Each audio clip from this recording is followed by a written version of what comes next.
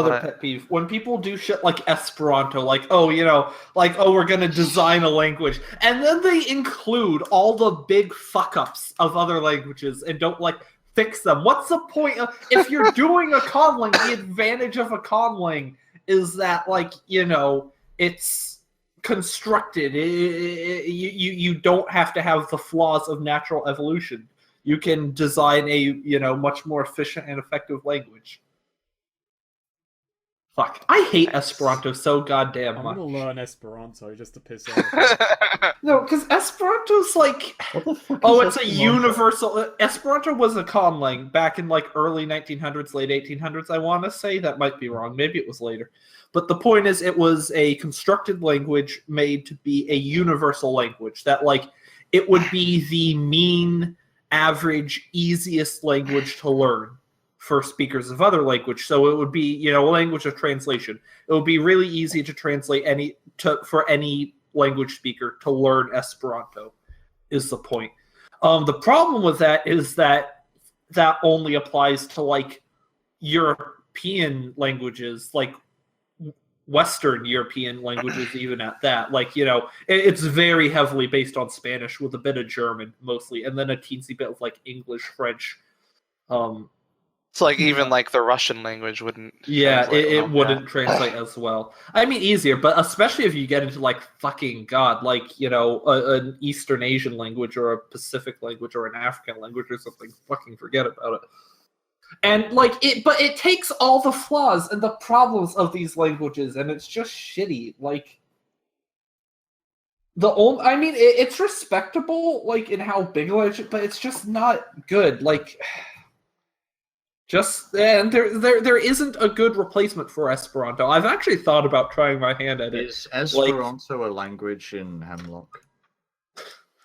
I've thought about just making a language that's universally easy, not because it's based on other languages, but just because it has simple, consistent rules that are, none of this English crap, none of this weird conjugation, none of these throwing a bunch of genders onto every fucking word in the language, I'm just looking through the language courses on Memrise right now. I'm just looking for an Esperanto course. Nice. Okay. But there are lots of features that aren't in most languages, and it's crazy. This is something, there are a few Native American languages that have this, but there aren't many other ones that do this, and it drives me nuts. There's a difference between saying we, including you, and we, excluding you. So, if I was talking to Neo and said, we do something, maybe I'm referring to Goth, Snake, and I, the players, talking to the GM. Or maybe I say, we're going to this, including all four of us. There's no way to distinguish that other than just context in most languages, and I hate that. Why? Why isn't there a different word for that? Zero. Okay, so right off the bat, yes. What do you guys prefer? Me making my rolls out in the open where y'all can see them, or me making them to myself in secret? I prefer hidden GM rolls, personally. I roll in the open. Austin rolled secret. He rolled it. He rolled combat in the open. He rolled damage in the open, yeah. Okay. He rolled combat in the open and rolled everything. It was his tables he kept to himself. I roll everything in secret, and I prefer the GM rolling his stuff in secret. We can do this. We can do this nice. Secret. We'll test drive it that way. I guess I trust my GM. If you had to twist my arm, I'd say open. But I mean, to be honest, I actually really don't like, especially other stuff. I don't mind as much, but it's a mixture of things. Because when you're rolling stuff for travel stat and that sort of thing, at that point, I like the GM seeing it and thinking how he's going to handle it. I like the tension of not knowing that sort of thing. But for combat, if the GM's rolling it open, what fucking damage die the enemies have. And I don't like that. I like not knowing. Yeah. I like being able to surprise when all of a sudden an enemy rolls a crit or something. And it keeps more tension. I like the tension. Maybe still run Savage Worlds instead, which is a more tactics-based game, but Yeah, like I like rolling open because then the players can organize towards what their opponent has. Alright. But Okay. no, I get. But I in a think narrative it's system, just funny. You're thinking the big bad is going to do something, and then he flops his roll, and then you're planning on doing something, and players flops his roll as well.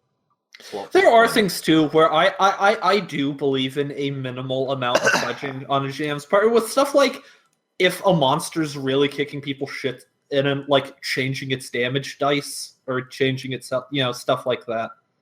So like I personally as a GM will do stuff like that.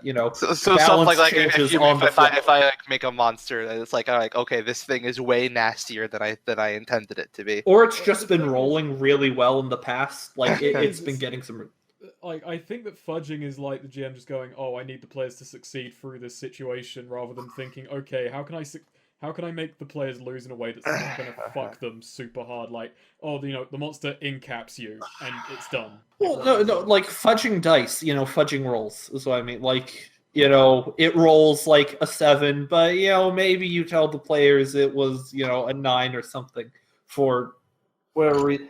I like that shouldn't be done as a practice. If players ever notice or suspect fudging, then you shouldn't be doing it. But like sometimes you like I believe in making on the fly balance tweaks essentially to keep things going intense and in a good direction. So I found Okay. an Esperanto guide on Memorize, but it has no pronunciation Okay. guide, so it's effectively useless for me. Alright. Well, let's get this started, yeah. Okay. Yeah. Okay, so welcome to the world of Hemlock. That only It is took not- 6 minutes of recording. Yeah. Hemlock, a wondrous world filled to the brim with adventure and wonder, a place where anything and everything can happen. This here is a map of Hemlock. It's incomplete, but we're gonna change that. Well, at least we'll try our best, as who knows what lies in the great unknown. It wouldn't be called the unknown if we did know. So, enough about that. Do you have any questions about this world We've got all of our stuff Before we start. filled in. I'm gonna have more questions as we go along and start filling things in. But when we went over some stuff yesterday, we got a pretty good overview. But so, what's this world like, just in general? Well, World of your it's adventure. it's what I like to call a kitchen sink fantasy. That is to say, it's a fantasy where everything in the kitchen Sorry sink about is that. thrown in. Neighbor was calling. All right, yeah. Well, Hemlock is what I like to call a kitchen sink fantasy. It's a fantasy where everything and the kitchen sink is thrown in. There is nothing. It's not Tolkien-esque. It's not World of Warcraft. Sci-fi. It's anything and everything within a general fantasy setting. As for aesthetics, think The Never-Ending Story, the movie, or the Oz books. And as for a general time period, well, as for the time period we're fantasizing, well, we have, think, it's very, I guess, anachronistic. We have firearms, but they're very primitive, entirely based on magic. They're held together purely by magic. Aside from that, think general medieval times. So sort of like Snow White, Seven Dwarfs type. Yeah, definitely. I'd say around that, yeah, in terms of general time period. Right. Now, but that's enough about the world. What about lives? Every life has a story. Yours may not be particularly special, but all the same, it's yours to tell. So, let's say, alphabetically, we'll go through your characters, and you'll each give us your tale. Alphabetically by first name. So let's start with Damien. Oh, Damien. Damien Forsyth was born in just under the Titanium Heights. He was in a little remote village. It was either you were well off or you weren't, and he wasn't. And he basically had to jump between odd jobs to keep himself afloat. And due to circumstances, one job not being able to keep its employees up, or just him being pretty bad at keeping some of his jobs, he decided out of desperation that he would become a thief, a little pickpocket. And one little fortunate night, when a robbery ended up with a businessman's head accidentally separated from his body, but that businessman's colleague, his second, rather than being, furious, he was actually delighted because he could actually, he was promoted upwards. And it turns out that this person was a top-ranking member of the Jill Singh's mercenaries. Wow, I'm sorry, I'm horrible with words today. Merchants, the Jill Singh merchants, which also did a few dirty dealings by hiring some people to off some of their competition. And Damien got he got a dealing in being a assassin, and so he worked as a little small-time assassin for them. But their opposition, the Jill Singhs, eventually found out about this, and in turn, they decided to send a group of bandits, assassins. Damien wasn't sure at the time, but when he heard about this, he decided, I'm just going to get out of here because I'm eventually going to be a target. So I'm just going to head south, just be out of this. He isn't even sure of the circumstances of his old guild, but yeah. Damien's like just one of those guys who's got like a really worried face. If you see him, you think like something's troubling him or he's just constantly stressed. Like, I wouldn't really say he's a bad guy. He's a person who just wants to be able to make enough so that he'd never have to worry about the stress of life ever again. And yeah, he just eventually kept traveling south and found himself in a little remote town. That's basically his story. Well, fortune favors the bold, and traveling all that way certainly is bold. We'll see what happens to our dear friend Damien. Yes. Oh, I can't keep that up. No, I'll try, though. I'll try. Next up, alphabetically, Murray Gill. What's your story? Right, so as the story goes, long time ago, there was a group of folks who emigrated from, larger society down to Beggar's Bayou, which is a fancy way of saying they was kicked out on account of being a rough and tumbling bunch of folks. But they settled down there deep in the swamp, away from more civilized society. They set up their house, lived meager but comfortable lives with their hog farms and raising six-legged crocodigators and such.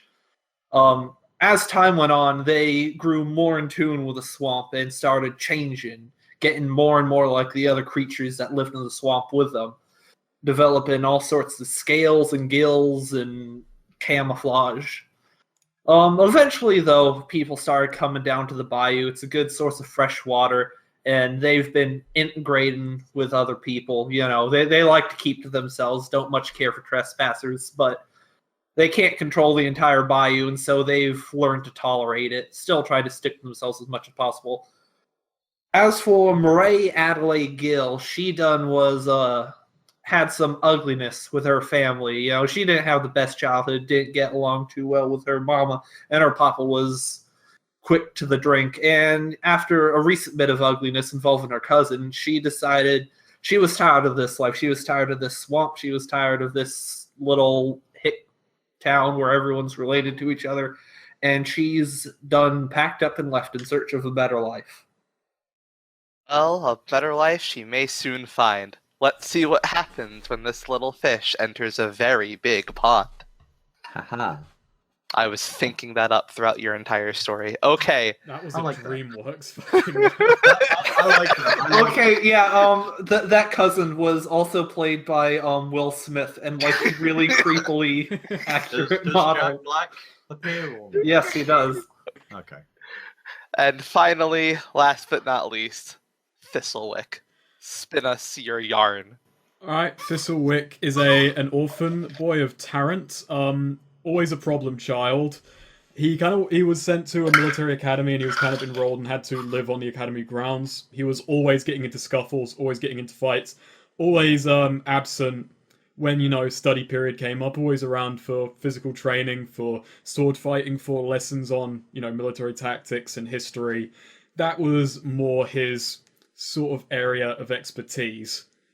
And it was when Tarrant has a relation with a sword fighting school located in the middle of the Mud Ocean, quite a ways from civilization.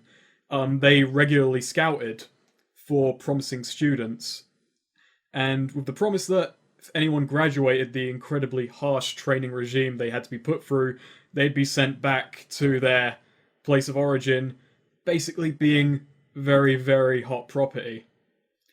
Tarrant was scouted essentially because while he wasn't really one for book learning, he knew how to handle a blade. So he went off and studied there for much of his teenage years. He's about 18 now. Just kicked out before he could have graduated, basically. It was during a duel. They train with real steel. And it's kind of a very, very shifty and awful tactic to try and throw yourself at your opponent's blade to throw them off guard, because you have to disarm or incapacitate an opponent without killing them in these duels. Unfortunately, he killed his rival. And he had a feud ongoing with this student for quite some time beforehand, so there was some hemming and hawing essentially over whether he did it by accident, which of course he had. They decided that they were going to give him the treatment they give to most people who have to leave school early, which is their mind is wiped of all the training they received there. Their magical abilities are locked. It's a magical school that teaches them how to channel magic via a blade. And he was dropped off in the Gulper's Marsh. Thistlewick awakened, however, with his abilities intact, with his memories intact, and kind of realizing what had just happened, quite bitter about the whole deal, essentially, decided, well, sod it. People who graduate that school go on to be the bodyguards of kings, the kind of acolytes of religious houses, or maybe, a personal rake for a noble family. So he thought, well, sod it. I'm going to go off and I'm going to earn that on my own. He's quite young, he's quite fiery, he's incredibly arrogant. He is somewhat well educated, he did take to his studies there at least, but he's action first, thought later. Well. With that, he's got an adventuring party that he hasn't met yet, but they're here right now. And they're going to have to put up with each other. Well. We'll see how our college dropout deals with the School of Hard Knocks. Okay. Well, your stories have been told, and so let's go backwards alphabetically. We all see this rough draft of a map of this wonderful world. It's incomplete. Some spaces yet to be filled in. So, backwards alphabetically, starting with Thistlewick. I want each of you to add a region, geographically defined. What do you say, Thistlewick? What do you add? Okie dokie. Alright, so he's a boy of Tarrant, so I will add something in the Bronze Plains. This, and I'll add it. Is it okay if I draw a circle in? Something within the Bronze Plains. Yeah, if that's all right. Can it be a region within? Yeah, or do you sure. want to add a new region? I think I'd like to add a new region, honestly. We could add the politically defined regions come later. Okie dokie. Alright. Yeah. So, I will add a region here. Just off the side of the Clockwork Wasteland. Make that less thick.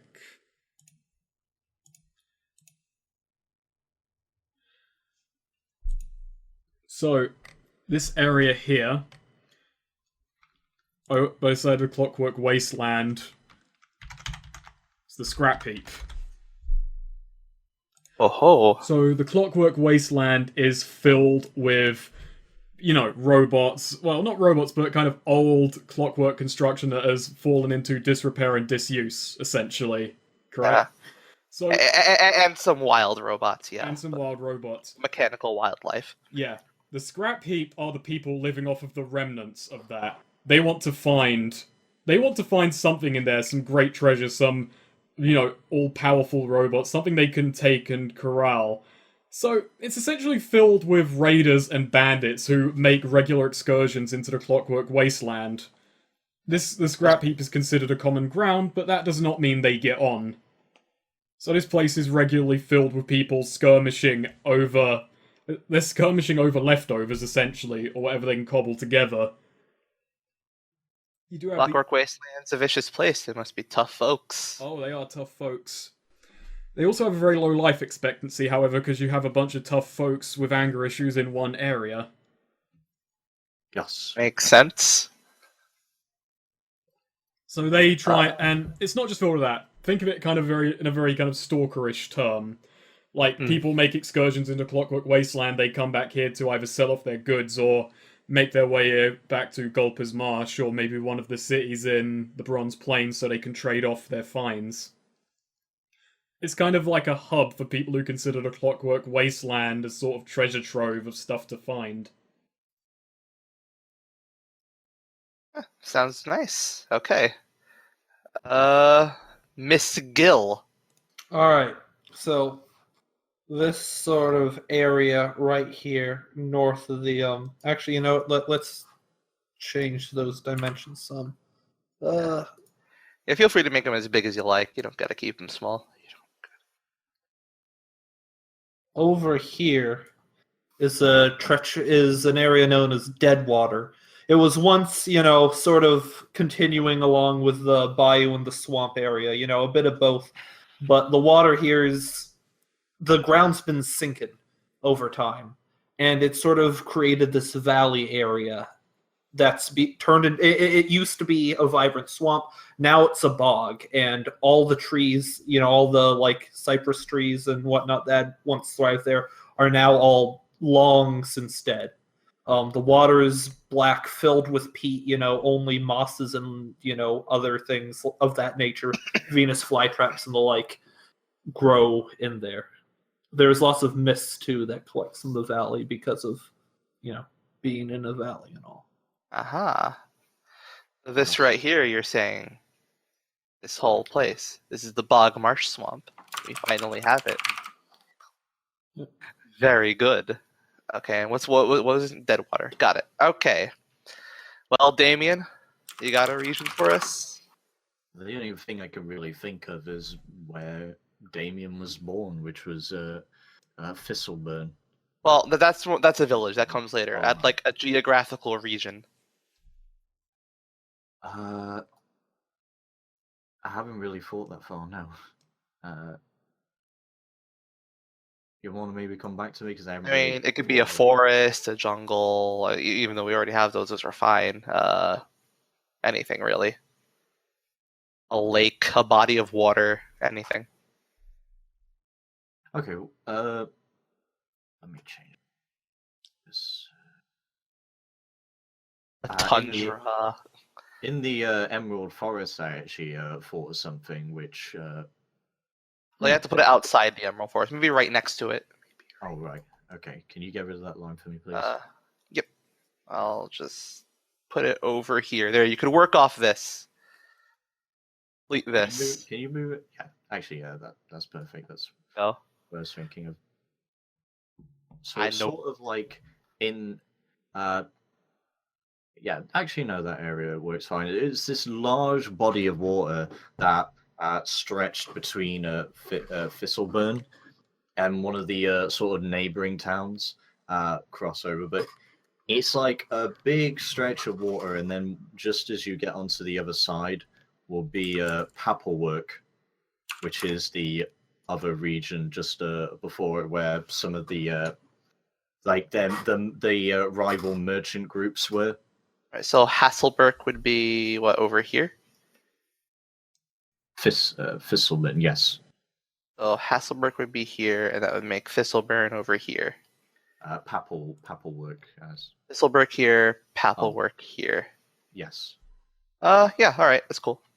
Although that would make Thistleburg south of the Titanium Heights, not west, but that doesn't really matter. So, yeah. Yeah. All right. I'm bad with directions. Cool. So it's just a lake then. All right. Yes. Sounds Big good. land. You want to name it?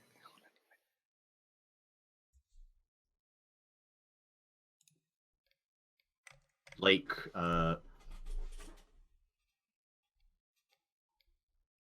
Bile Deep. What? Bile Deep. Spell that. You know, like bile is in like sick.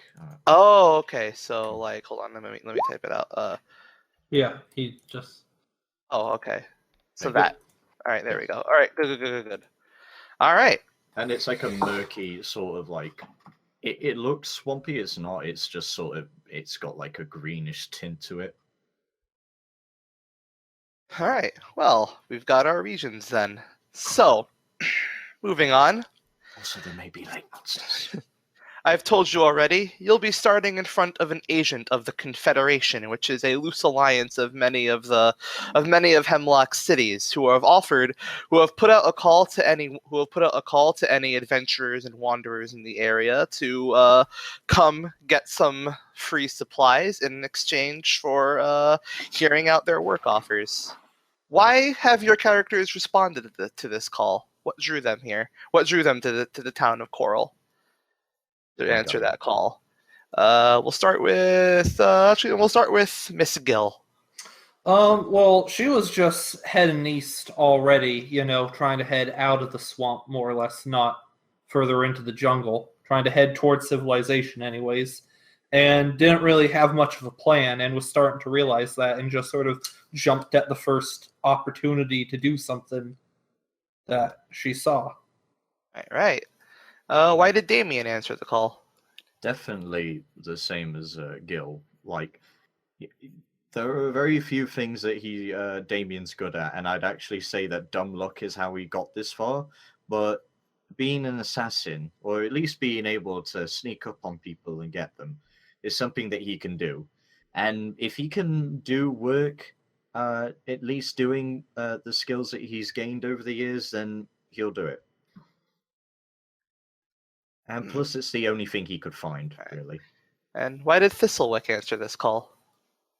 Thistlewick awoke by the side of a dirt road in the middle of Gulper's Marsh with a note already in his pocket telling him to head there. Oh. So it's the first breadcrumb. He wouldn't have needed the note. If he's getting paid to go and do what he loves, which is getting into scraps, he'd have taken it. He'd do this for free. He's not going to tell them that, but he would do it for free. And hey, if someone's going to recognize him for it, then hell yeah. Oh yeah. Well, as I said, this agent is part of the Confederation of Cities, and cities are a major force here in Hemlock. So why don't each of you, let's see, this time we'll go by age, oldest to youngest. Each of you add a city and a politically defined region. So who's the oldest member of your group? I never thought of it. I'm definitely the youngest, unless someone is below 18. So who's older between Damien and Murray? Murray's about 21, 22. Oh, I'm the oldest, I'm 32. All right, Goth, you get to add a city. What a creep! You get to add a city. And cities are different than like a remote town, right? Yeah. A city is basically its own small micro country. Like they are a big institution. They have their own, vague sort of culture you can describe if you want. And also basically just plop down a city anywhere in the map. Tell me who runs it, and what their goals are, and whether or not they're part of the Confederacy.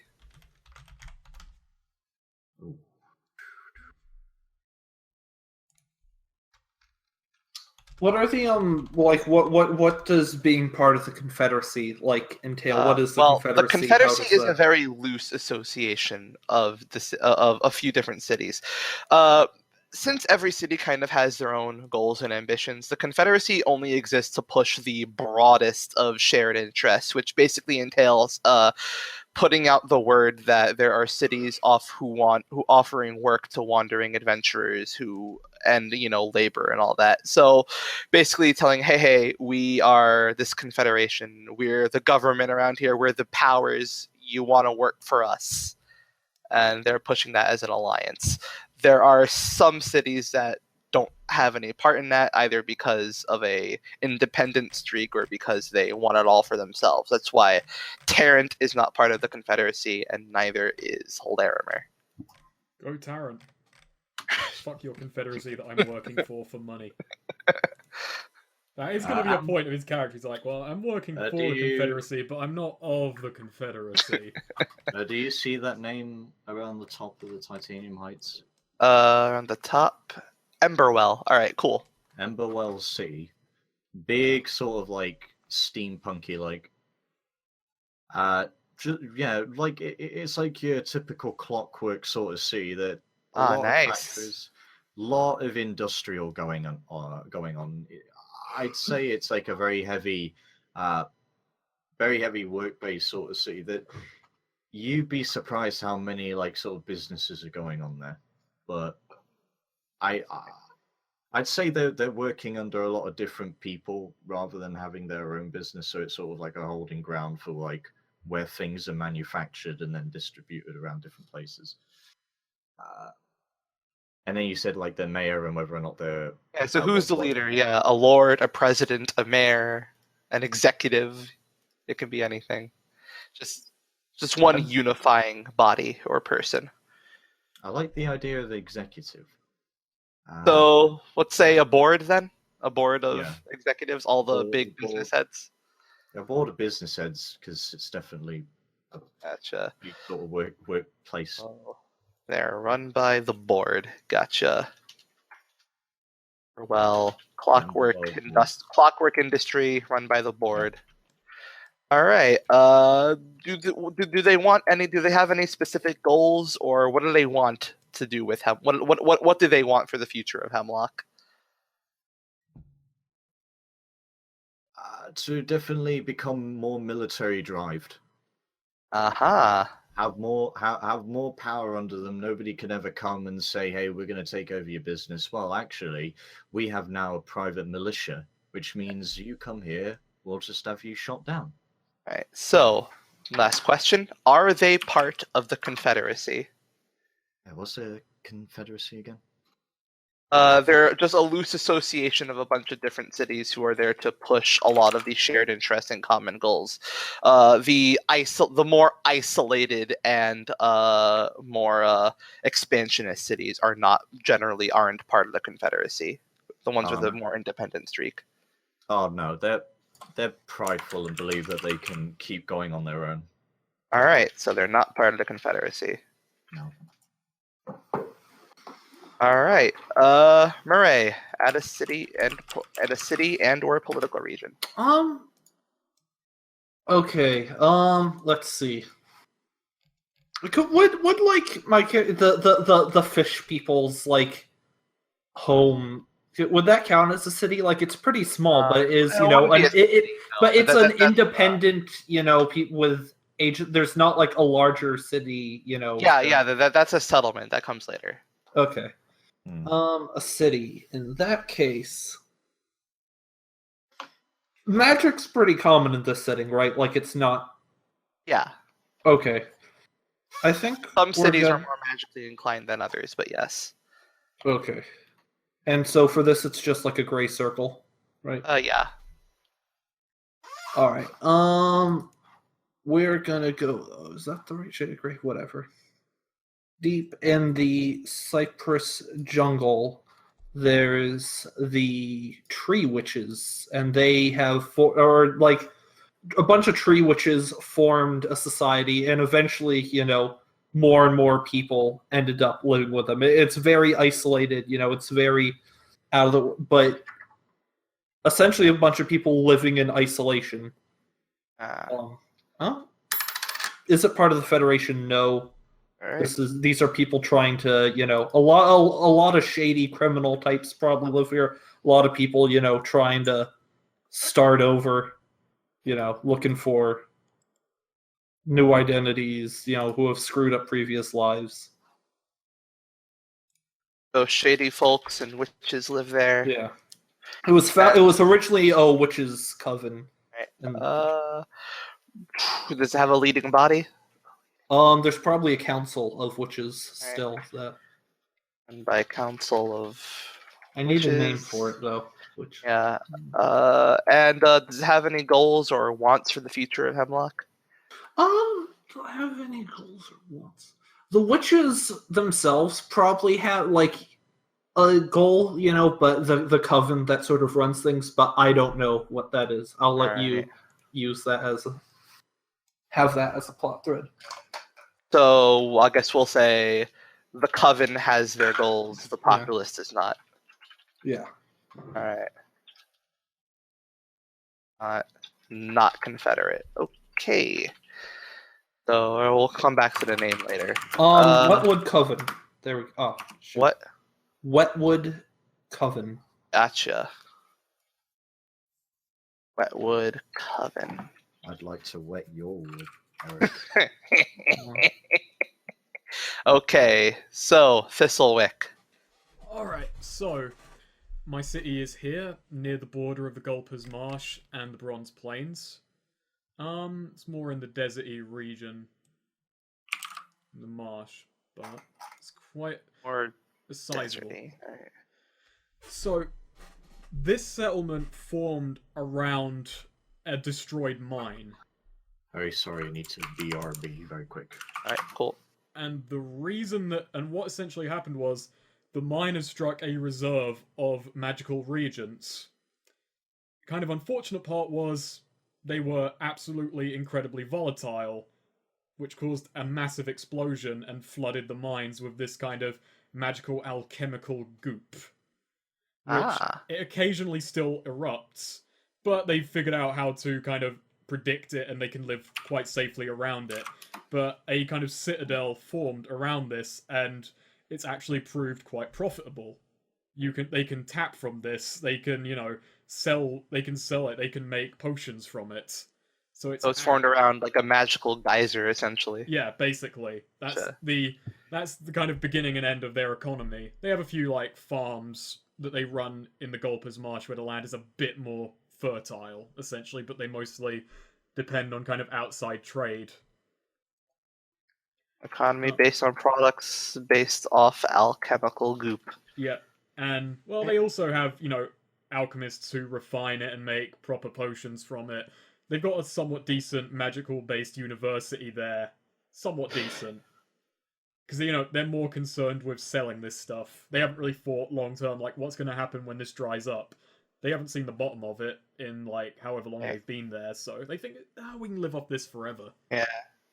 Home to a mage university. Home to a mage university, not worried about guys are running dry. Alright, do they have any lofty ambitions, and who runs it? The king mysteriously disappeared recently, so they've got a temporary kind of body running it in his absence. Yeah, formerly ran by a king, now ran by his council. Yes. They're trying to either find any bloodline or, find the king. They don't know if he's been assassinated or fled. They don't know why he would leave. It's actually been quite a prosperous They want their king time. back or a nearest successor. Yeah. Like, they're not in any real trouble at the moment, besides where the fuck did the monarch go? Right. And, alright, so that's their goal, I guess, is find a new monarch. Well, I'm just going to say that's kind of their political situation, but their long-term goal before that is essentially they want to establish... They're not, by the way, they're not of the Confederacy, but they desperately want to be trade partners with their cities, so there's a bit of back and forth on that. It's like, you join us, you can trade properly with us, and they're like, but we want to stay independent. Because their kind of long-term goal is selling stuff internationally, which means, ships at Coral, which means getting across the Mud Ocean. So that's kind of their long-term goal, is to become a kind of economic powerhouse, not just around here, but for miles around. So they work with the Confederacy, but not official member. Yeah, and the Confederacy wants them, and they don't want the Confederacy. Gotcha. Everybody's all fuck the Confederacy so far. They're not against the Confederacy. They're just like, no, we want to be our own things. There's more. Oh money wait, what? that way. Oh, sorry. What's the name of the city then? Shambles. It's Regency. Regency. Regency. I You like see, it. there's several Alright. puns going on there. I'm not proud of it, but I had to make it. Okie dokie. So we got our. Actually, no, sod that. cities. It's Regent's Springs. All right, Regent Springs. Gotcha. So, there we go. Oh. And yes, So, that's not how you spell Regent, but I had to make it a little bit less obvious. So before we move on, does anybody want to add another city or a politically defined region? What would this be? Settlement? No, not a settlement. Just we're going on. Does anyone want to add another city or a politically defined area, like I'll an area actually the city add- controls or something? I'll like actually that? add another city. I'm Alright, trying to cool. think of one, so give me one moment. I while mean, Eric you wanted to answers. add a political region. I have something in mind as well. I'm not Okay, so sure Eric. if it's close to what Eric said, but All right, so I'll wait. I don't have a name for this yet, but this is a city in the Confederacy, and this is a big city. This is a big banking city specifically. There's a lot of money. They try and like when they've been in the Confederacy for a long time. Some of the I doubt they were a founding part, but they were very big on the idea and have been trying to control the money. They're trying to be the economic hub of the Confederacy. Are they interested in making the Confederacy more of a permanent power? Yes, I think they are. Gotcha. They themselves, they live south of the Emerald Forest, and they have a sort of like Victorian styling, top hats, waistcoats, that sort of thing, suits. So actually the Emerald Forest, is that like an actual forest or is that like emeralds? Oh, it's an actual forest. Okay, It's a very cold forest.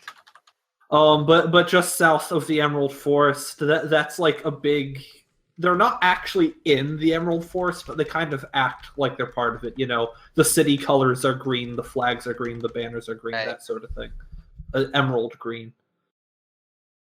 But stonework too, like very nice streets. Nice fitted stone brick streets, walls around the city, that sort of thing.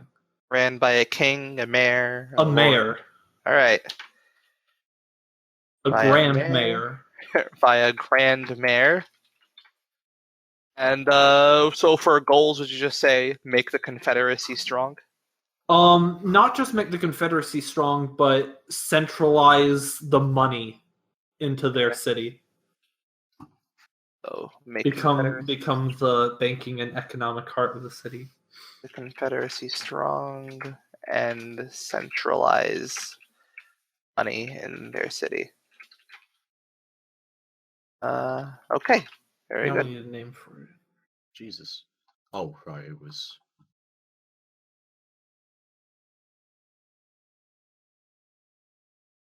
Jesus is really loud when messages pop up for me, and Right, so in the meantime, Snake, you had a political region you wanted to add, right? Within the Bronze Plains, like by Tarrant? Related to Tarrant? It wasn't related to the Tarrant, no, but it was kind of like this. It was this sort of general area. Right? It's like very What's it supposed satisfying to about be? drawing these lines. yeah, What's it supposed to be? it's a treasure So- map. This is your gold rush. This is the Oh. area filled with, tall mountains, lots of mining opportunities, lots of people seeking to get rights to mine these areas, lots of prospectors, and I'm bringing this basically directly over from the Western camp, from the Western RPG. You might want to bring. Actually, can I relocate this a little bit for you? Yes, you may. Yes, you may. This actually interacts with the city we already have, which is I will bring it right over here because this city, Marion, their big goal is they want control of all of the Bronze Plains gold mines. Ah, well, there we go. Yeah, they're nice. And, nice.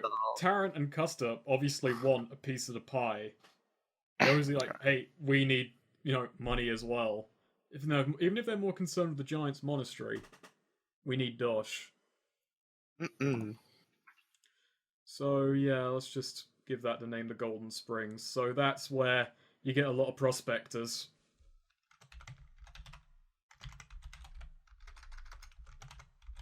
That makes sense. Wait, sorry, what was the name of the bloke who... give me a minute. I gotta look something up. Morricone. Morricone? Morricone. Yeah, let's call that Alright. Morricone Springs. Gotcha. Nice, I like it. Right. And Goth, you had another city or region to add? I think mine might go into a region because I was weighing my idea of a sort of mage citadel like capital, but I'm thinking of something else just to sort of like draw attention to like the world and its Alright. geometry. Is that the right word? Alright, and geography? Geography. Something. Hang on, where's the freehand? Damn it. Sorry, really. There we go. Color. So my idea is between the Bronze Plains and the Emerald Forest is like basically this sort of really large like sinkhole, and people are unsure because they're people are thinking, oh, it's just like maybe like the earth around it just sort of sunk because of like waters and whatnot, and people are thinking no, like think of how the terrain is formed. It looks like there was like giant claws and something that was trying to dig itself out. Let me try and draw sort of. This is like an area that looks like something big was there? Yeah. People are thinking it's like old god presence or some sort of just giant beast there, but it's drawn attention because of like the markings, like just giant claws or. So it's a place of archaeological interest, you'd say. Yes, Gotcha. definitely. All right. So what are we calling this? What are we calling this? Now let's call this. Hang on, I can't. Tenzis sinkhole. The Tenzis sinkhole. Okay. Oh, I put silkhole. Hang on. So I guess an archaeologist from Tenzis discovered it. Yes. Gotcha. All right. I put it in small text there. All right. Okay. Nice. Bordering between Emerald Forest and the Bronze Plains because it's just a giant, huge like hole. Okay. Well, gotcha. So, moving on.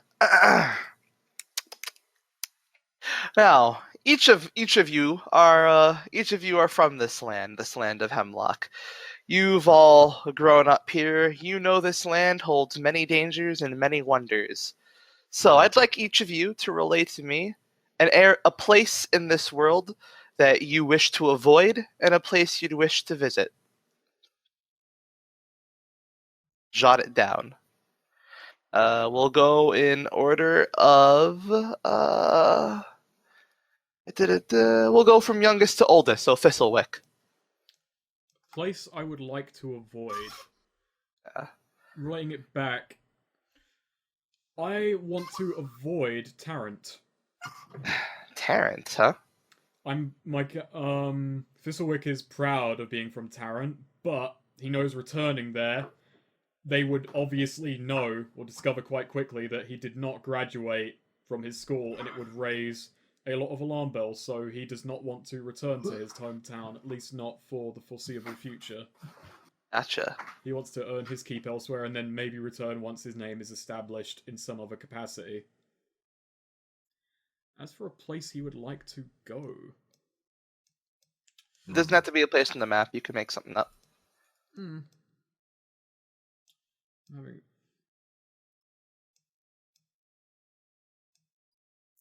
I am actually genuinely having trouble.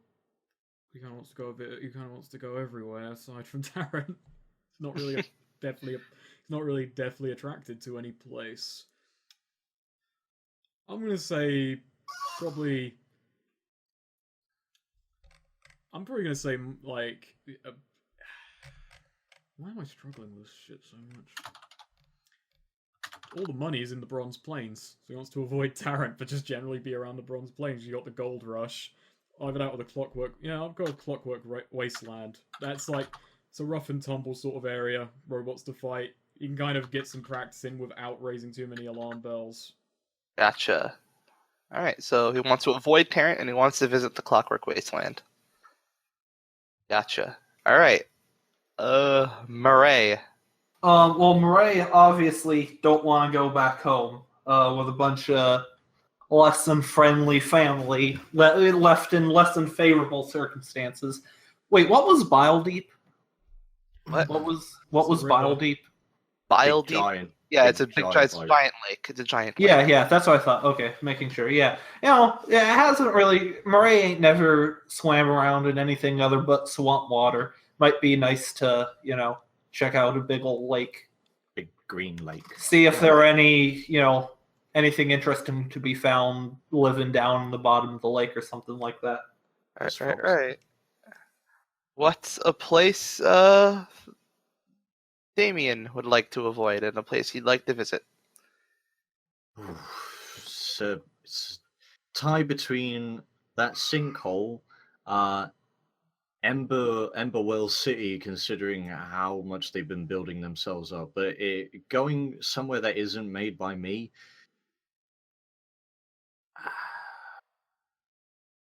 Place he would not want to go to. The what's the Deadwater again? Deadwater? Oh, that's just that's a bog. That's a bog. That Yeah, I used to think- be a swamp and is now all spooky and creepy.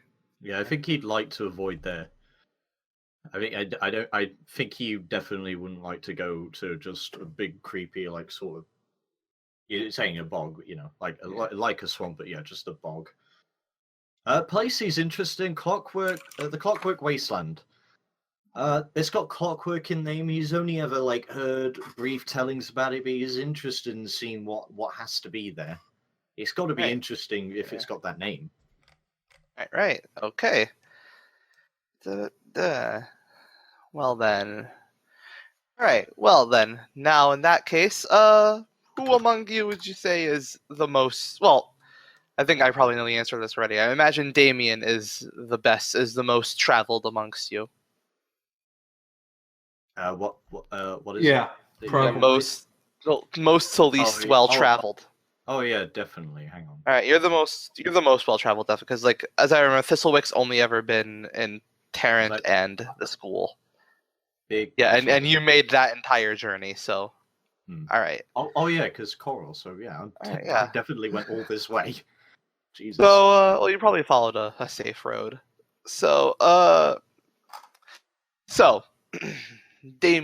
starting with Damien, I'd like each of you to add a small village or settlement.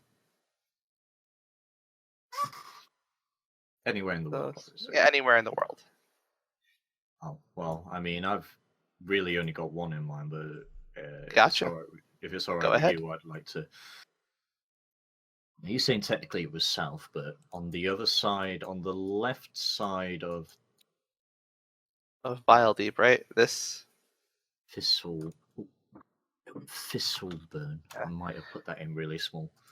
this. Kind of like there. Basically. Gotcha. We'll go ahead. Let's say the villages are.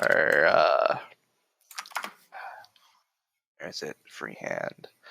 Let's say that the villages Brown? are. Yeah, fine. We'll make them. Yeah, Brown there. or- brown, right there, like that. A little mark like that. Okay. A little lumbering settlement. But All yeah. right. So is Murray the least traveled? I imagine. Probably. She's been in this sort of area and basically a straight line from there to Coral. Gotcha. All right. So Thistlewick, you get to add a village or a village or settlement. Okay, I am adding one in Deadwater. It's not terrible. Now, this is a settlement, obviously not terribly huge. We're thinking maximum capacity is probably about 20 people living there. Maybe. and that is a small kind of group of people who are living in these houses suspended up in the trees above the inky black waters of, well, Deadwater. A group of thieves who regularly kind of travel out of Deadwater via a system of pathways they've cut into the treetops, out into the Gulper's Marsh to steal to do jobs in Coral and Seneca and Regent Springs. They recently made a pretty big haul in Regents, stealing a few royal artifacts. Nice. Okay. And I am as for what it is named, I do not know. All right. Where was Thistlewick? Where did he come from? Came from Tarrant. Oh, right, yes. All right. It is a small settlement known as Loose Branch. Gotcha. All right. And now Murray can add a settlement or village. All right. Yeah. Obviously, where she came from, the main settlement's called Mooner's Island. Though there are several farms and houses like radiating out in the area. They don't all live in the main town area.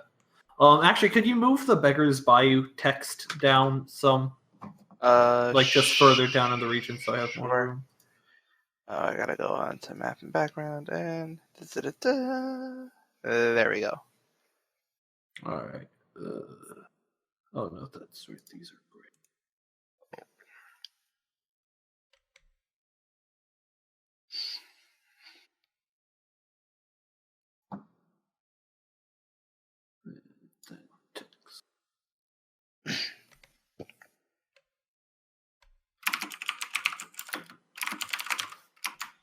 And this is the settlement where you grew up? Yes. Alrighty. Mooner's Island. Fish People Town. Yep. Alright. So, Hang on. What? Oh, sorry. Snake, did Thistlewick move around before he was in Tarrant? No, he grew up on the military academy there. Oh, okay. No. So he's only really been to like 3 places in his life. Be Tarrant, the Mandala Fighting School, and I mean, obviously the journey between the two. Now, yeah, I did travel the most. Yeah, I don't think Murray's ever left that area before. Gotcha. Maybe once as a kid went out to Nightshade or something, but Ooh, Nightshade. And that was a big, I don't know, just somewhere around there. What was Nightshade? Nightshade is the town of monsters that come out at night. I know this is going back. They're generally pretty simple, but yeah. Yeah. But I mean, that would be pretty they'd be civil to you because you're a fish person, not to humans. I'm gonna change my answer a bit and be a bit arrogant with this. I'm gonna change my answer of where Thistlewick wants to go.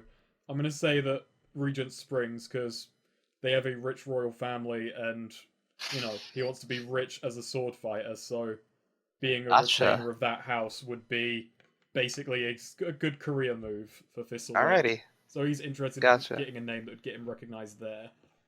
Well, any other settlements you guys would like to add? I don't have any. I'll add one. Alrighty.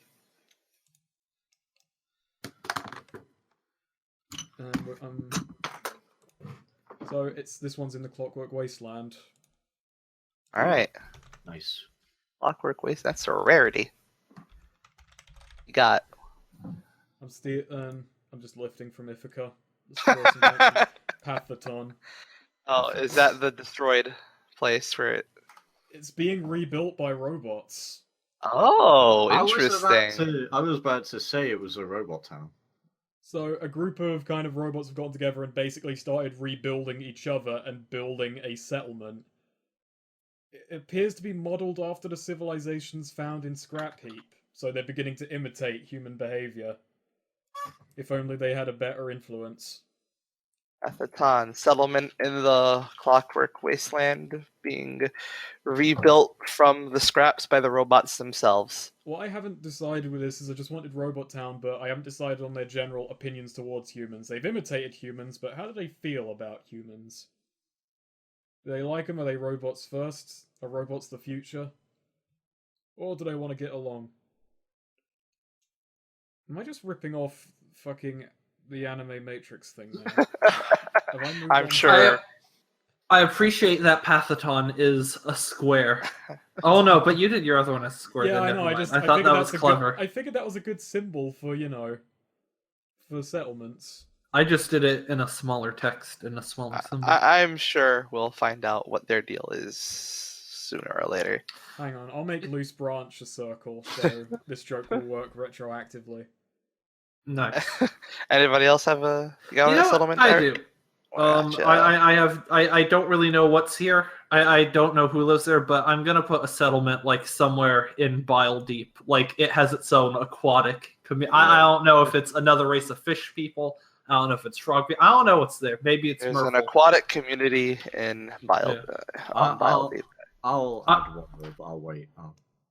You Yeah. do your thing. Actually, I'm not even gonna name it. You can name it. 'Cause Gotcha. I don't know what's there. No, it's fine. I mean, we're all adding to. I'll name it. I'll name it. It's Bile Rock. Nice. That's an appetizing. That's like the third time in as many days I've used appetizing in an inappropriate context. That's an appealing. Since it was name on the for it. mind, Papplework, which is the little town with the rival businessman. All right, gotcha. That's So- where the guild that broke up your guild came from. Yes. All right, cool. Okay, well, moving on. Hemlock is a land of many legends, with many legends and folk tales that its people like to say, that its people like to tell. What is a supposedly true story that your characters know of and hold close? This time we'll no, Who has the we'll most- just let's go with youngest. let's go with the one who has the most skills. We'll just do this. You have no idea what We'll that just magic leave shit this up does to me. him. Let's just go with Murray first. Okay, well, actually, I've probably told a lot of it, though not in quite as much detail. But like her people's version of their history. There was once a bunch of folks, probably from some foreign communities. Who knows where exactly? That's not important. But they wanted a more independent lifestyle, free of tyranny and oppression and people telling them to put some pants on for God's sakes. So they traveled out to the swamp. But the swamp.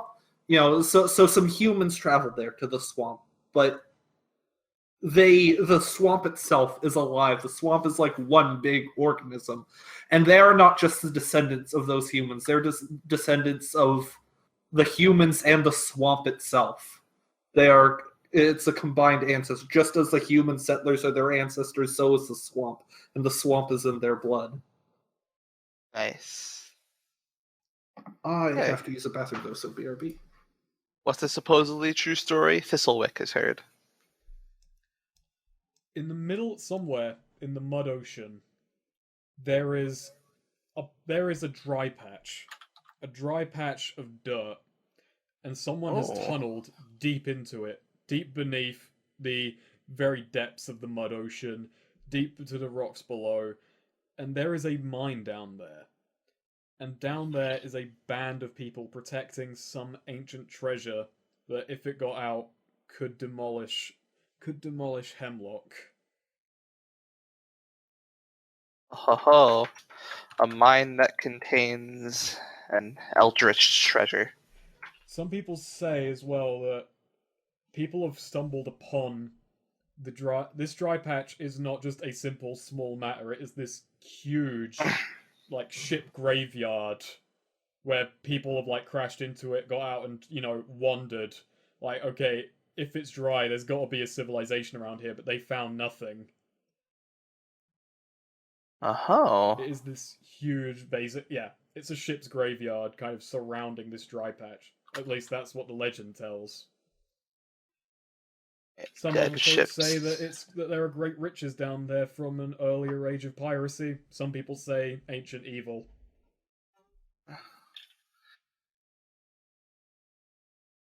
Alright, contains a treasure. Treasure could be evil, treasure could be glorious. Okay, what's a legend Damien has heard? I'm going to post this in the chat just so the name is there. Jekyll Dainlu, or Jek the Wizard for short, was said to be a powerful wizard. He was part of a group of reptilian wizards that wandered the Emerald Forest. They used to help comers by and give riches to those that solved their riddles or could best them in the art of magic. Oh, he's a folk hero. Yes, Nice. but till they were bested by one single person. While the others took it in grace, Jekyll was very prideful and was absolutely livid that somebody could best him in the art of magic or even his riddles. Any sort of challenge that came to him, his brothers cast him out, and he had been wandering ever since, all the way down to Gulper's Marsh. It's said that sometimes in the thick of night you can see a figure of a reptilian in rags holding a staff wandering the marsh. And if you should find him, you should never take up his offer of, challenging him to his riddles or his magic, because he will try and kill you. Alright, some say he wanders. So that started out as a nice folk hero and then became a creepypasta. Yeah. I mean, that's what I wanted. That's what I wanted, just to do that. So I wrote this down. Jek Dinlu, reptilian wizard, lived with his people in the Emerald Forest. Lost a challenge, left the forest ejected. Some say he wanders the marsh, challenging unfortunate wanderers to his deadly game. Yes. Okay, very good. Very edgy. Nice. All right, and Eric, you missed it, but Snake's Thistlewick's legend was there's a dry patch in the middle of the Mud Ocean that contains a mine with an untold treasures guarded by a fierce band of warriors. Nice. But, all right. So moving on, we have. All right. Now I'd like each of you to add a road. This time, in order, a road connector, anything along those lines, but add these in order of. What was this? In order of most to least furthest away from home. So that would be Damien. Is the furthest away from home. Most to just add any road. Yeah, add a road between any points. Just What a color road. are we doing? It's just like black. Or... Yeah, go with black. I already have a road added. This is from Seneca to Coral. Roads and I don't know if you're making the distinction between these. Are like paths different than roads, or are we just not thinking about it? I'll just draw. Yeah, don't even think about that. It's just a connector. How long can this be? Or as long as you want. Just has to have a beginning and an end, and the beginning and the end have to be places. Yeah. All right. That's mine. So we have. After that, he had to make his way around the springs in the center. So we have a road going through the Emerald Forest from Vesselburn to Osprin and Marion. Yes. Gotcha. What's Osprin again? That was the banking. Yeah. Gotcha. All right, cool. And bank. All right. So I imagine you're the least away from home, Marley. Yes. All right. So Thistlewick, add a road or connector. Okie dokie. So my one is going to be the one between this. It's a V shape. It's the one between it's. Why is that in pink? It's not in pink. Okay. Yeah. It's these basically. Oh. So there's a lot about the relations between Custer and Tarrant that they have separate roads leading to the same place. And on a few occasions, they have tried to dig roads to kind of connect them in the middle here. Both cities have decried doing this, and they will not let any roads near the Giants' Monastery at all. Gotcha. So I imagine there wouldn't be a road here because it's where a lot of skirmishes happen. I mean, where is it? There wouldn't be a road here because there's where a lot of skirmishes happen. All right. They would not build a road to each other. Yeah. So each of them have a separate road to Regent Springs. Gotcha. Alright, Merle. All right. This is a fairly long road. But this goes from wait, what's in Terrebonne before I finish drawing this? Terrebonne. Alright, let me pull that up. Terrebonne is a city of they're a city of kind of weird. They're an odd people. They're kind of like the kind of they're seen as like the odd weird dudes, but their main thing is they want to find a mythical fountain, the mythical fountain of souls, which is rumored to lie in the cypress jungle. In any case, I imagine this is sort of the main highway, so to speak, going through the swamp areas. This is like the main, I'm assuming, presumably there are like other cities around here in the swamp that just aren't on the map, and a lot of them would probably be from branching roads off of this, or going down. As a matter of fact, if I could immediately add a second road, I think there's a much looser path, not even really a road, but to get to Wetwood Cove and sort of branches off. You would turn left before Terrebonne, and there's a sort of, there are a few signs, posts marking the way if you know where to look. And there's a bridge going over the Beggar's Bayou. Yep. Gotcha. All right. Anyone else want to add some extra roads, or? I'm not going to draw it on the map because I'm going to leave it up to you where it is, but there is the protected sea passage between the closest point in land and the Mandala, sword school. Closest point in Mandala land and the Blades. Mandala Sword School. Gotcha. Well, that would likely be over here.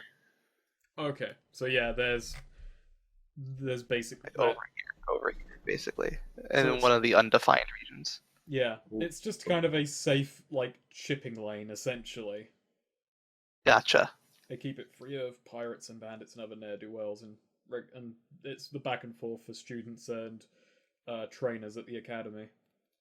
All right. Anybody else? Roads. Roads. Just anything, any path, whatever you want. I mean, no, it's not picking the right color.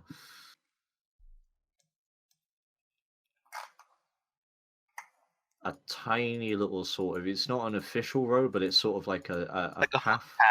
Footpath, yeah. I imagine. Gotcha. And you can see it's just going around to here. All right. And that's how Damien got to Terrence. So I imagine that's like a footpath shared among assassins then? Yes. Right, cool. Well, moving on. We have... Alright. Hemlock is, above all, a land of oddities and stories, both big and small. So, what's a point of interest that each of you knows about that promises adventure, fame, and or fortune?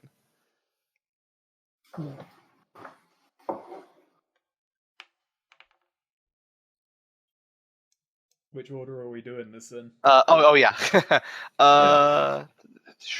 We'll do this. We'll do this in the opposite order we did last time. So we start with Marley.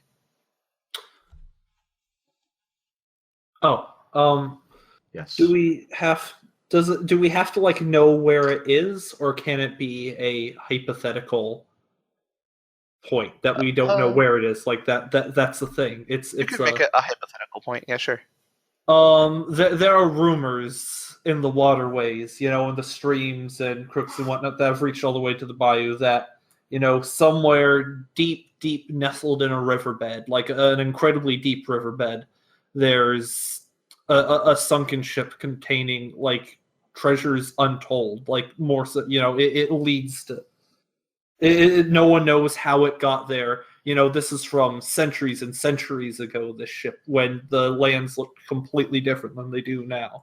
But, all right. There was probably once an ocean there, and it is now just a river, but buried deep beneath the mud with only a bit sticking out. That has traveled by word of fish and frog and alligator and such. All right. Thistlewick. Tell me something about Marion. How Marion wants the wants basically control of all the gold mines in the Bronze In the gold Plains. vein. Yes. What's their government like? Their government, they fashioned themselves a republic. Like think ancient Rome Okay. before Caesar. Alright, well that actually kind of works a little bit. So, there have been rumors going around that Marion has been using slave labor to work the mines they do have, to save on money, to basically to go cheap essentially and to get more done. They don't care for human lives. Lots of people have died working for them. It's been a kind of rumor in Tarrant and Custer for a while. Well, definitely in Tarrant. That's what Thistlewick would know.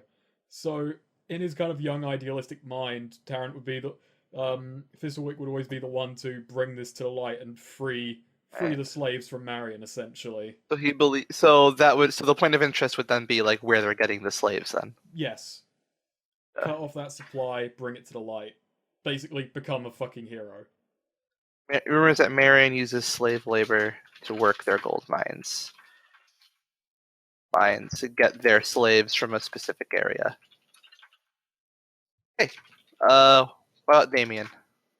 Well, actually, my idea was something about mines, but now that Snake said his, I'm kind of conflicted, really. Well, my original idea was just something little short and sweet, a collapsed mine shaft, and they say that nobody has ever really adventured there, supposedly, and it sparked Damon's mind because he likes the idea of getting rich, just have enough money to never worry again. So go there, get as many riches as you can grab his hands on, and then leave. And where do you think this would be? Old dwarven mines, but near, I'd say like southern Bronze Plains, above where the loose branches and the dead water. All right, so it's in an unmarked an undone region. Gotcha. Cool. Yes. I will mark that to have a region there later. Okay. The dead mines. Gotcha. The dead mines. All right. There's of an unexplored collapsed mine shaft. Yes. Alrighty. So let's see what next. First off, any others that you guys might want to add before we move on? I'm good. I don't think so. I haven't got anything. All right. Well, let me just check my document. And oh, that was the last thing. All right. Cool. Well, that's the world, Gen. Got stuff to do now. We've got stuff to do. And this gives me a branching off point to fill in more regions. Unless you guys very quickly want to add any other geographical regions, like here in this little nook, nook again. I think we've got a lot to work with for now. Actually, I'll add something. All right. Something as well, region-wise. All right, this area is what's a good color? This is a good color for it. So, this sort of area along here is oh, sorry. There. Oh, okay. Gotcha. It's the reverse mountain range. Essentially, like imagine like a mountain sticking up, but like you just took those and turned them upside down and sunk that directly into the flat ground, like not even like a natural valley. Quarry. Almost, yeah. Sort of, yeah. But again, like it is perfectly like once there were mountains here, then just like some eons ago, some magician or some wizard or something just like hit the inverse key on God's keyboard and just like turned that inside out. It's inside out mountains, basically. All right. What's the name for it? The inside out mountains. The Great Top Down? Oh, that's a good one, yeah. Actually, like you know what? Not only is it just the shape of that, but like the further down you go, the colder it gets. It's really icy and snowy down at the bottom, but like and further that. It's... I'll make that and I'll write that down. The Great Top Down. All right, you got one, Snake? I do. And it's around here. Not a big region. So... This area... I feel bad now because I had this the same... And I've just gone the opposite direction of Eric. This is an incredibly mountainous region. It's called the Mountain Maze. Because Right essentially next it is to just... Titanium Heights. Yes, it's kind of an offshoot there. It's just full of jagged rocks, lots of pitfalls, lots of ways to tumble into the crags at the bottom. But the thing is, it's a maze. It rises and falls so frequently, and it's so kind of slopey and jittery. Many criminals who are really on the run will use it to move between Titanium Heights and the Bronze Plains, if they absolutely have to. It's been used to kind of set up... So it's just filled with old defensive fortifications from old leaders who thought it's a good idea to set ourselves up in an unattackable position, and then no one would fucking come after them because they're in an unattackable position. They're just in the middle of a useless mountain. It's essentially... It's kind of a path that if you are really on the run, you're going to go through there. Alright. And what's it called? The Mountain Maze. Gotcha. I like it. There are rumors that there are like settlements of people who live up there, but if they do, very mountainous folk, you know, not really much threat or of much concern to anyone except themselves. I'm thinking very kind of Tibetan mountain ranges here. Gotcha. Alright. And you had one, Goth? I guess really it's like either a point of interest, really, if it's alright to go back to that. Yeah, it's alright. Just one. Cooper's Manor, or Cooper's Keep. And the story behind it, I'll try and be quick about it. It is going to replicate something I've seen from a few things, but go with me here. So, a man he had a lot of slaves, but he had a lot of people that lived with him, and he promised those people that if they built him a brand new giant manor, that he would host parties and he would celebrate their great work for him, and they would be given the dignity that they deserve. And so they set to work building him a manor, big ballrooms and all that for celebrations. But once it was done, the slaves and the people that were promised this, they were denied it. And he shut the doors off from all the common folk and the peasants and whatnot. And they decided to rebel. They stormed him, they killed him, and they left with what they could grab. And it's said that his spirit haunts the place this day. Cooper's Manor, haunted manor, once used slave labor, now abandoned. Haunted, once used slaves, now abandoned after rebellion. I know there's a story from something else, but yeah. Where is this? I'd say some southern Emerald Forest. I'd say, let me ping it, about here. Gotcha. All right. And nobody has anything else to add? That's it for me, yeah. All right. Snake, Eric. I'm good. Nope.